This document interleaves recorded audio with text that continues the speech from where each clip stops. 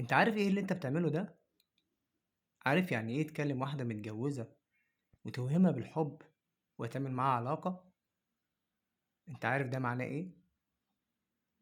انت عارف يعني ايه تخرب بيت واحدة متجوزة وعندها اولاد وتخليها تطلق من جوزها؟ انت عارف يعني ايه توهم واحدة ان انت بتحبها علشان تاخد منها اللي انت عايزه، وتوهمها ان هي لما تتطلق من جوزها انت هتتجوزها؟ ده معناه ايه؟ ده معناه تخبيب. انت عارف يعني ايه تخبيب اصلا؟ طب انت عارف عقاب التخبيب ايه؟ انت عارف ده ولا مش عارف؟ طبعا مش عارف، لان انت اصلا بعيد عن ربنا، مش فارق عندك. طيب هل انت هتتجوزها اصلا؟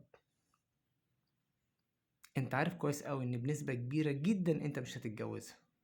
طب ليه بتعمل كده؟ وحتى لو اتجوزتها، هل الجواز ده حلال؟ هل ده حلال؟ ليه؟ ليه بتخرب بيوت الناس؟ ليه؟ اشمعنى يعني؟ شايفها سهلة مثلا؟ يعني انت عايز تتجوز مثلا ولا مش عايز؟ يعني من بنات الدنيا والآخرة كلها، اللي مالين الدنيا دي كلها، مش مالين عينك؟ مفيش واحدة فيهم عجبتك راح تبص لواحدة متجوزة وتضحك عليها وتوهمها بالحب؟ عيب، عيب. لازم تعرف اللي انت بتعمله ده اسمه ايه وعقابه ايه عند ربنا. لازم تعرف يعني ايه خراب بيوت.